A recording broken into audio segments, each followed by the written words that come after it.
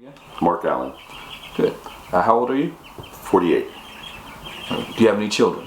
4. What are they? My oldest, the daughter's 29, and then Mark is 27, Avery's 15, Caston's 2.5. Yeah. Well, it's going to be 3 next month, so he's almost 3. Did you grow up with your father? Yes, still alive, still with my mom.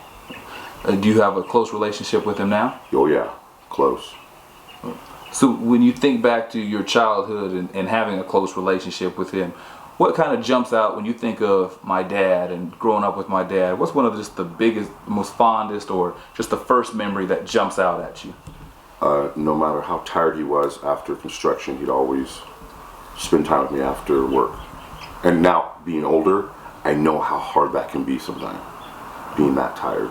And you still put on a happy face and be a dad. That's what I remember the most. Because he'd come home and I'd put on his work boots and they'd be all sweaty, and I'd put on his flannel shirt, and I was in heaven. And then he'd go out front and throw the ball with me and stuff like that, still being tired. So I always think about that. When my son wants to play and I'm tired and don't feel like I want to play, I still will, because I know how that felt.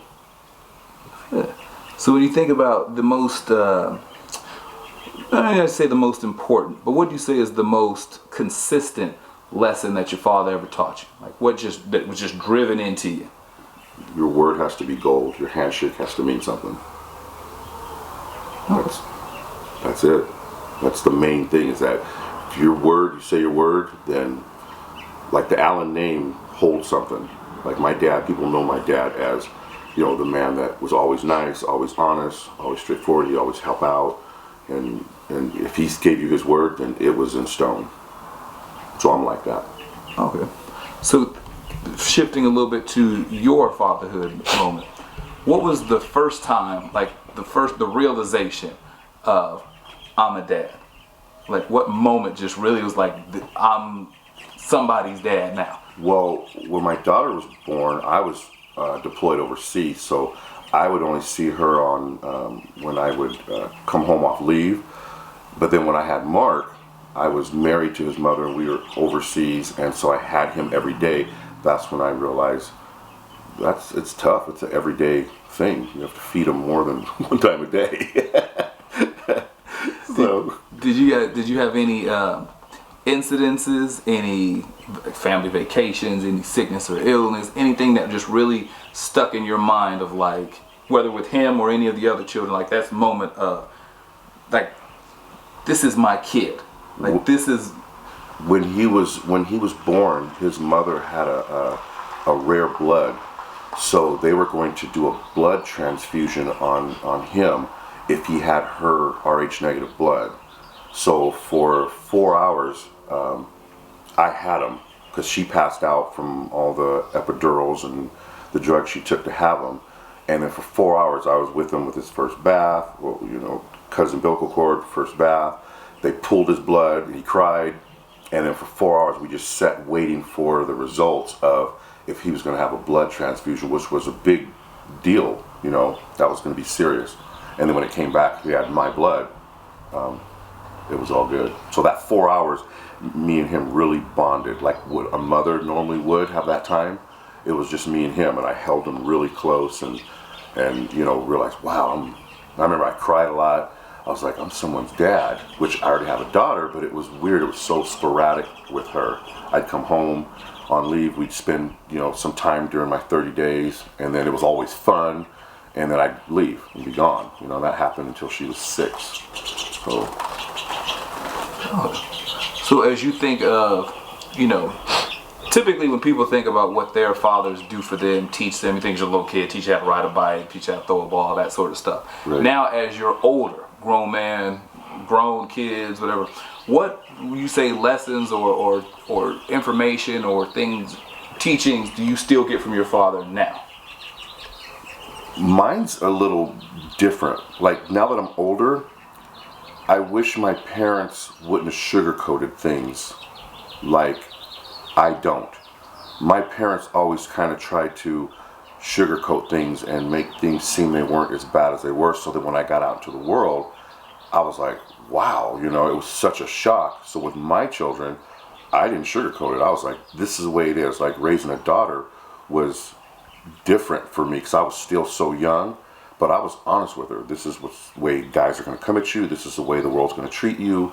This is the way it is. And so, she went on to be a Marine, so she's kind of hard too. So I want all my kids to know it's tough out there, so you have to be ready, So I didn't sugarcoat things like my parents did.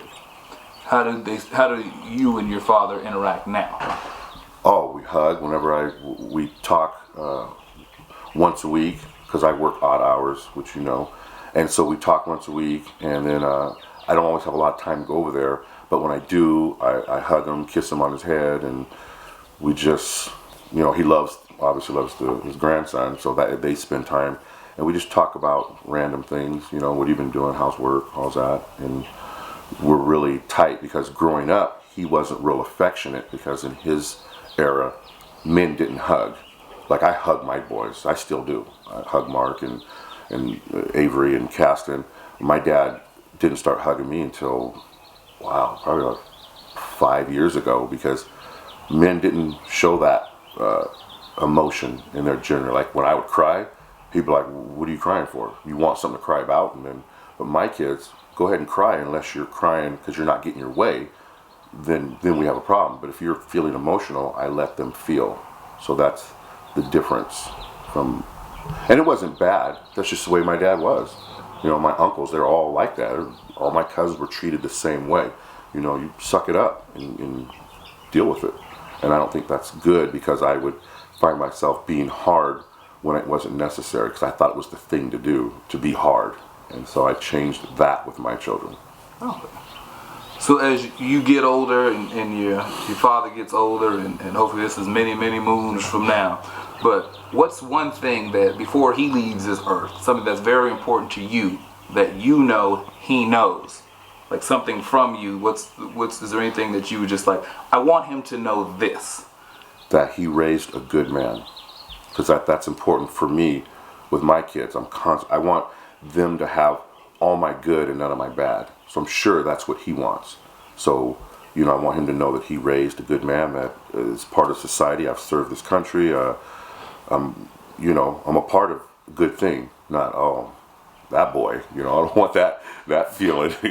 I have some cousins like that. So I want him to know that he raised a good man. Because I think it's a big deal for a parent to see their kid as an adult. My mother sees me as her kid still sometime, and I'm almost 50. But that's old. She's old school from the South.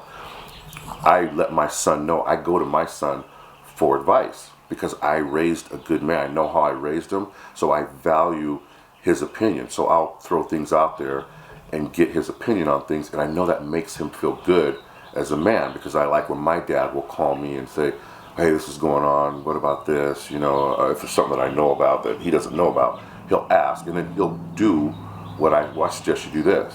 So I think that's a big deal for a father, to see his son or daughter as an adult. So as you get older, and as you get to the age where you're on that front porch in the rocking chair, right, is that the same, or is there a different lesson that you want to make sure that if my kids don't learn anything else from me, like if they at all the lessons, all the teaching, all the everything, if they don't get but this one thing from me, what was that one thing? The same thing. I want the same thing, that I did a good job. That they're like, wow, like if they're doing your eulogy, my dad was a great man, which I would say about my father, that he's just the most important man in my life. And he made this. My parents did, but he made this. And my son told me that. And it was touching when he was in college. He graduated. He goes, Dad, you did this. I was like, oh, man. To hear that as a parent.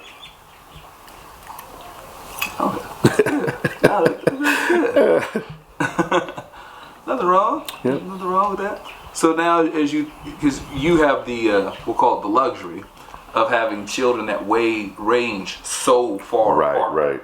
So when you think about the moments of the oldest daughter, and you're serving at that time, and then the second son when you were home a little bit more. Right, I had him with me. Yeah. Right. What would you say is the biggest difference between that the son, because the daughter weren't there so much, the son that you had with Mark, and the baby you're raising now, the biggest difference in the way that you think you're going to approach parenthood? More patient, more communication, not so quick to swat. You know, that was how I was raised. You know, with Caston, we try to explain things to him and have him explain to us. So he communicates way better than Mark did at this age. He talks very well at almost 3 compared to Mark talking baby talk, you know, because I would talk baby talk to him. So with Caston, I talk to him like, you know, like I'm talking to you, and ask him questions. I'm way more patient at my age now than I was when I was a young dad with Mark. Okay. So when you think of, you have an idea of what lesson you like all your children to get. In your honest opinion, if they were all asked individually, the most important thing I learned from my dad, do you think it'd be the same answer? Like, of course not the baby. Right. Like, honest, like when you think of, you know, I want my kids to be responsible. But if you have an irresponsible child, then that's probably not the most important lesson they learn. Right. So when you think of each of them individually, do you think that's really not what you'd like to have drilled into their head, but what that is the most? I can answer that better most with Mark because I'm closer to him.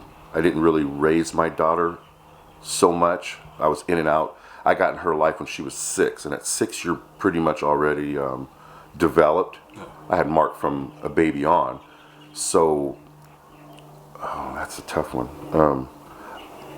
I think Mark would say the same thing, because the thing that we say when things are getting tough, we're Allens. You're an Allen, you know.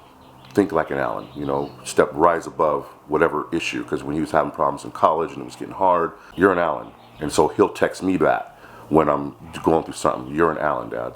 So that's something, yeah, he would say he'd probably think the same way I would, because he had me in his life the whole time. There wasn't breaks in his life. And what about the one below him? It was still young. It was tough because his mother had custody of him till he was almost 5, and then I got full custody of him at 5. So again, there's that developing stage where I wasn't there all the time. You know, he'd be at mom's house, be at my house. So when you have that separation in raising, you have different rules. So my house was definitely the disciplined house. Mom's house is a lot more lenient. So I always had to, okay, you're at Dad's house now. Even with my daughter, you're at Dad's house now. What's the deal? And they would say, Dad doesn't play. And then we would come into the house and start our day. And then I'd have to kind of get them back into my mode of how we do things with structure. And then when they went home, their mom would say, God, they come home such an angel. They want to help. And then they go back to, I said, well, you allow them to be that way. You know, I'm about discipline and love. So now that you actually very good points of reference with the first daughter that you got to see kind of sporadically growing Right. up. The next child you got to see full time. The next child kind of back to sporadic. Now back to this child full time. So you have a real good first-hand experience. So when you hear things about people saying that parenthood, like a mother saying, I can do both, or that a father it's great if he's there, but it's not necessary per se to raise a good kid. What crosses your mind when you hear that? Because you've had the experience of seeing what happens when a child doesn't have both parents all the time. A mother who is a single mom who has no help from the dad Yes. has to do both. Somehow they have to figure it out, because you can't go out and just find the right man to raise your kid. You have to figure out the values you want for your kid, and you have to do both. You have no choice. If you have a father around, hopefully he's doing his part, because it's way better having both in the house. I lived it. I had friends who had single parenting, just the mom, or and it's tough, having two, it's just way better. So what do you think of the effects when it comes to a child who grows up with just the mom? Like that missing component of a father, how significant and important do you personally think that is? I think it's up to the mom that whatever man she has in her life is a good role model. Because, for instance, with my daughter, I always watched what men were around her. And it paid off because she'd rather be single than be with someone that she's not happy with. So if I felt if a male wasn't up to par to be in my house around my kids, because your daughter is looking for the male role model of her dad and then what friends are around. So I think a single mom has to do the same thing. If she's going to have a boyfriend, she's got to make sure that, because I dealt with that too. You know, when me and Mark's mom divorced, she would have a boyfriend. Well, I made sure I made my presence clear to him. I'm here. Okay, you don't have to do anything other than when he's in your household, he needs to respect you. But I'm here, and a lot of moms don't have that opportunity where the dad's going to come in. And I always made it known, no matter who she was with, I go meet him to see who's going to be in the household with my son and let him know right up front, I'm here. Any disciplinary actions that are going to be, you think need to be physical, let me know. I'll take care of that, because no other man's going to be, doing that to my child. So I was always on top of that, and they always knew. So we had good relationships where they would call, hey man, your son's acting up. And, okay, cool, thanks. Appreciate it, and then I would address it. I worked in Reno one time and came all the way from Reno to Sacramento to address an issue with Mark, and then went back to Reno to go back to work. And so that was good for the man of the house there to know that I was there and to support him. And then Mark was like, wow, no matter where my dad's at, he's going to come take care of me for any reason, good or bad. And that's things he says now. Like, well, I remember that time you came from Reno, I thought I was scot-free, and you showed up. I was like, that's my job. So hopefully he'll be that way with his kids, to always be there. But it sounds like you and Mark have a very, very tight relationship. We're like brothers. We really are. We're really, really close. Like, I wish me and my dad were close like that, but it's just different era. And I'm more open-minded than my dad is. My dad is old school, I'm more, you gotta give your son the male. You have to give him everything, all the soft, the hard, the understanding, or he's going to be a hard kid, a hard man. He's going to grow up hard, because that's all he knows. So Mark is able to, express his emotions, whatever. And like I say, if he was doing it because he wasn't getting his way, because the new Jordans come out and I wouldn't spend $150, and he start pouting, he would get me. Take up space. I'd be right in his face. Do we have a problem? You got attitude? We'd straighten that up real quick. But if he was feeling bad about something, then we would talk about it. So would that be consistent with, if you were going to say the one thing that you wish you had gotten from your father? Like, if you think about all the lessons he taught you, 2020 hindsight, you can look back. So what's something that I just wish I would have had growing up? He would have been more affectionate, not only disciplinary, because he was definitely the disciplinary one, but every once in a while just give me a hug and say it'll be okay. But it just wasn't his way. I remember I was being bullied in school, and I told him. He said, what are you going to do about it? Mark was being bullied. I was up at the school, hot second. Each time he's called me, I'm right there. And I wish my dad would have been more supportive. Make sure we pan out, make sure we get the dog again. You sure? Huh? No, we could just tell it. Like I said, we don't want them. Because just in case they come in later, like they don't, Mm-hmm. So it's not just, because we're going to cut this up. Yeah, just go ahead and ask. I'll just call my panda while you're asking. Okay, so back to the marker. Say your name again? Mark Allen. All right.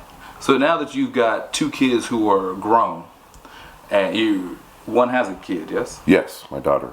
So now as you start to shift into the grandfather role, how do you feel about you wanting to, or do you feel like you want to have input into some of the lessons that you'd like to teach your grandchild that you feel you did, or maybe even didn't teach their parent? Well, because my son is almost 3 and my grandson's a year and a half, they're here together, so it'll be what I'm teaching one, the other will pick up, so it'll be kind of automatic because they're so close. They're going to grow up pretty close. My daughter's around the corner, So he's always over here. So I think whatever I'm teaching my son will automatically I'll be telling my grandson. So it'll be an automatic lesson for both of them. Because what's good for one is going to be good for the other. It won't be separate. Well, the rules will be the change. And my daughter knows that. She's all about discipline too. So she knows that when he's here, he'll be treated just like my son.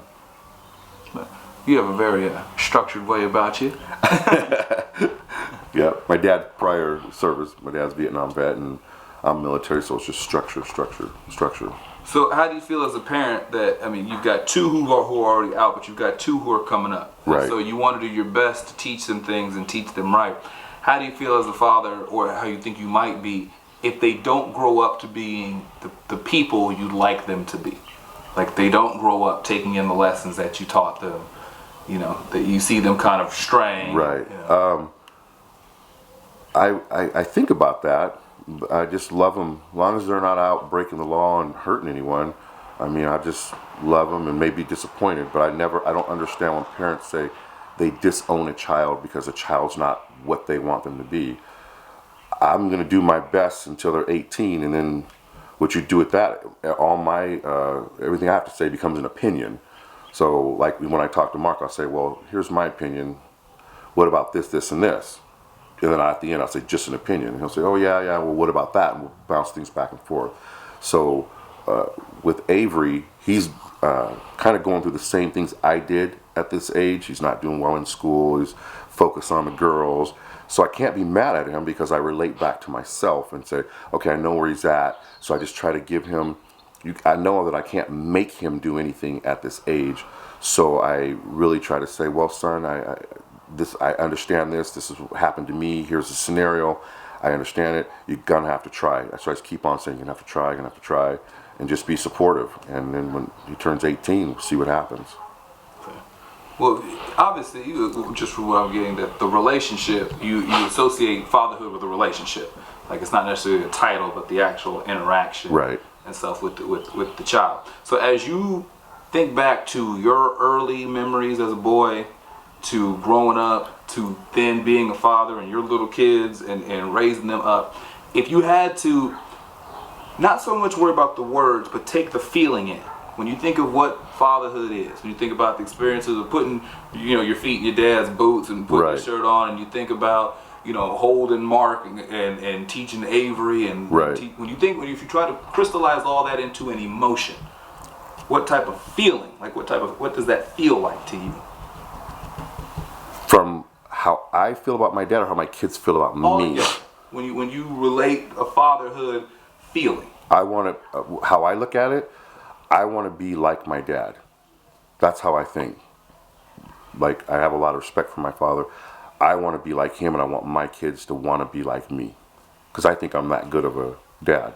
Have my flaws obviously here and there, but I love my children. I love them so much, and I know my dad loved me. He just showed it different, old school, different. I want my kids I want to be like him. That's big to me. Someone said they want to be like you. Not like, I don't want to be like Michael Jordan. I want to be like my dad. That's a big deal. Especially with all the crap out there now with sports figures. I just think they're letting people down by the way they act. But I want my kids to say, I want to be like dad. And it's good because my daughter, she says that she looks for men with my qualities, not her stepdad. Her stepdad was in her life a lot. And she says, I look for men that are compassionate, that are confident, that stand up for what they believe. Dad, I look for a guy like you that's funny.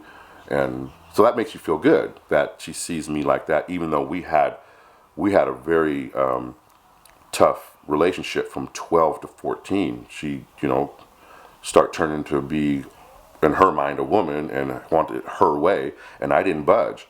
And so we didn't talk one time for almost 2 years. She was here at the house, and she was being disrespectful. And I said, if you can't be respectful, go home. She said, take me home. So I took her home. And I said, when you can be respectful, you can come over. She said, whatever. Got out of the car. All right, Mark. Got out of the car. So for 2 years, I sent her a birthday card and a Christmas card. And when she turned 14, she called me one day and said, Daddy, I need you. And I said, I'm still the same. She says, I know, I need you. So I went and picked her up, and from that point, from 14 on, we were tight. And then she joined the military. And then 2 weeks in the military, she called me and she said, because you get one call when you're in basic, and she could have called her mom or her stepdad, but she called me and she said, thanks for being my dad and not my friend. And that's a good feeling, because there's times she was mad at me. I hate you too. You still can't go when you're not wearing that. So too bad. So I'm glad that I stuck to my guns and didn't cater to what she thought was right. I know what's right. That's a good point, to where when you are raising your children and you're not their best friend, when you have those moments of we are not seeing eye to eye, that slamming doors, I hate you, that sort of stuff. Right. What do you think gives you the resolve to remain patient? Like, what goes through your mind when you're thinking, like, I love this child, but I just don't like him right now? Right. Like, what's... I know what's right. I know they think they know, because I remember thinking at a young age, well, they're old and times have changed and things are different. No, it's not. It's the same. Yes, times have changed, but it's the same. And so I know what's right. So we're going to stick to what I know what's right, not what you think is right. So that's what made it easy for me. And it's tough. Sometimes you want to say, yeah, go ahead. But no, you're not going to that party, because I've seen parties like that and I've seen what happens there. And then sometimes something would happen. I said, see what happened? So out of all your experiences, good and the bad, the door slamming to the hugs and becoming a grandfather and thinking about the relationship you had with your dad when you were younger, to becoming an adult to where you guys are now, if you're going to give a title to it, to what fatherhood means to you, or like a movie title, a song title, something pre-existing, or something that you just think of, like, what does that, like, if there was going to be a book about fatherhood, or they're going to write a theme song about fatherhood, what would you title it? I want to be just like Dad. He covers it all. Because, a lot of kids, if your dad's a loser, who wants to be that? No kid wants to be that. That's when they look for other role models. But for a kid to say, a boy, to say, I want to be like Dad, or even a daughter, I want a man like Dad, that's big. That's a big deal to me. Because sometimes as a parent, you don't know if you're doing the right thing. You're winging it. And so when it comes out in the end where they want to be like you, that's a big deal to me. Because I'll be half the man my dad. Now that I know him and understand him and what he was trying to teach me, I want to be half the man he was. Because he's an awesome man. They made sacrifices, to make sure I had what I had. And sometimes we didn't have what the Smiths had. But now I understand that, you can't always, get, what you want. You have to wait it out, or couldn't afford it, or whatever. So I had a lot of good things. And they weren't always materialistic. They were always just us spending time going to the park. And like I say, when he was tired, he'd still throw the ball and come to my practice. And I'm like, wow, because I've been tired. And I want to say no, but I remember how good I felt when he would go. But you don't understand that when you're a kid. You're like, come on, Dad, what's work? What's digging a hole at construction all day?